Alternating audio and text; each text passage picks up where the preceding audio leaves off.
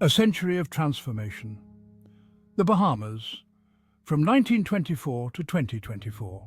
The Bahamas, a string of islands in the turquoise waters of the Atlantic, has witnessed a century of profound change. From 1924 to 2024, this island nation transitioned from a British colony to an independent nation, navigating economic shifts, political upheavals, and social transformation. This essay delves into the historical tapestry of the Bahamas, highlighting key events and figures that shaped its destiny.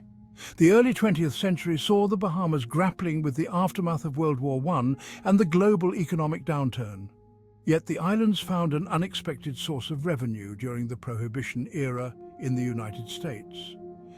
The illegal trade in rum with the Bahamas as a transshipment point brought unforeseen wealth, albeit temporary.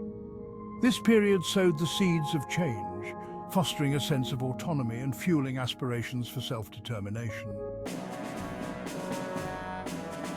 Prohibition and prosperity, economic boom in the Roaring Twenties.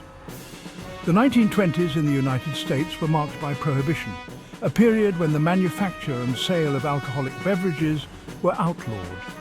This seemingly restrictive law had an unforeseen consequence. It fueled the rise of bootlegging and rum running, inadvertently breathing life into the Bahamian economy. The Bahamas, strategically located near the Florida coast, became a major transshipment point for illegal liquor destined for the thirsty American market. Nassau, the capital city, transformed into a bustling hub for rum runners. Warehouses overflowed with contraband and fortunes were made overnight. The influx of wealth, while temporary, left an indelible mark on Bahamian society. It provided economic opportunities for many, but also exposed the islands to the underbelly of organized crime. The Prohibition era, though short-lived, had lasting consequences for the Bahamas. It brought a taste of economic prosperity, albeit one built on illegal activities.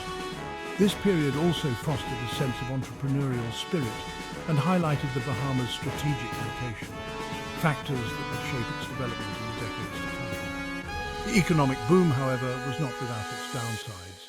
It exacerbated existing social inequalities and fostered corruption. Nevertheless, the Prohibition era remains a fascinating chapter in Bahamian history, a time when the islands played an unexpected role in quenching America's thirst for liquor. A strategic outpost, the Bahamas, in the shadow of World War II. As the dark clouds of World War II gathered over Europe, the Bahamas, despite its geographic distance, found itself drawn into the global conflict. The island's strategic location in the Atlantic Ocean, once a boon during Prohibition, now held immense significance for the Allied war effort. The Bahamas became a vital link in the supply chain between North America and Europe. Nassau Harbor teemed with Allied ships, transporting troops, supplies and war materials across the U-boat-infested Atlantic.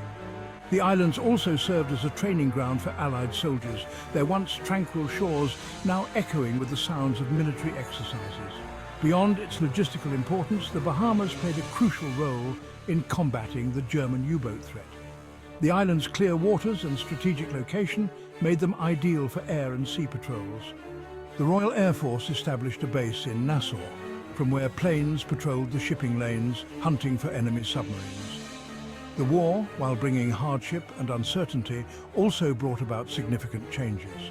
The presence of Allied forces injected much-needed capital into the local economy. More importantly, the war exposed Bahamians to the outside world, broadening their horizons and fueling aspirations for self-determination. Section 4. The Seeds of Self-Governance, A Nation Finding Its Voice, 1945 to 1964. The end of World War II ushered in a new era for the Bahamas, one marked by a growing desire for self-governance. The war had exposed the inequalities inherent in the colonial system, and Bahamians, inspired by global movements for independence, began to demand a greater say in their own affairs. The post-war years saw the rise of a new generation of Bahamian leaders, many of whom had served in the war and returned home with a broadened worldview. These leaders, recognizing the need for social and political reform, began to challenge the existing power structures. They formed political parties, organized protests, and demanded greater autonomy from British rule. The road to self-governance was not without its challenges. The colonial authorities were initially reluctant to relinquish control, and the struggle for greater autonomy was met with resistance.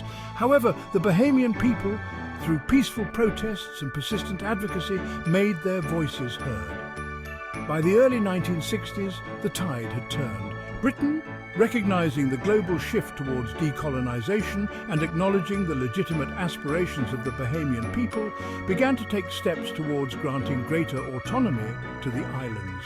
This period of negotiation and compromise culminated in the achievement of internal self-government in 1964, a significant milestone on the road to full independence.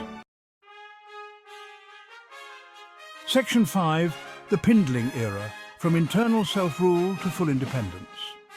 The year 1967 marked a watershed moment in Bahamian history. The general election of that year saw the Progressive Liberal Party, led by the charismatic Lyndon Pindling, sweep to power, ushering in an era of unprecedented change. Pindling, a skilled orator and a staunch advocate for independence, would go on to dominate Bahamian politics for the next 3 decades. Pindling's rise to power coincided with a period of heightened social and political consciousness in the Bahamas. The struggle for racial equality, fueled by the civil rights movement in the United States, resonated deeply in the islands. Pindling, himself a descendant of African slaves, skillfully harnessed these sentiments, advocating for a more just and equitable society. Under Pindling's leadership, the Bahamas embarked on a path of rapid social and economic transformation.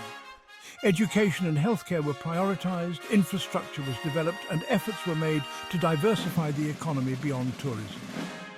Pindling also spearheaded the push for full independence, skillfully navigating international diplomacy and building consensus both domestically and abroad. On July 10, 1973, the Bahamas finally severed its colonial ties with Britain and became a fully independent nation. It was a moment of immense pride and jubilation for Bahamians, marking the culmination of decades of struggle and sacrifice.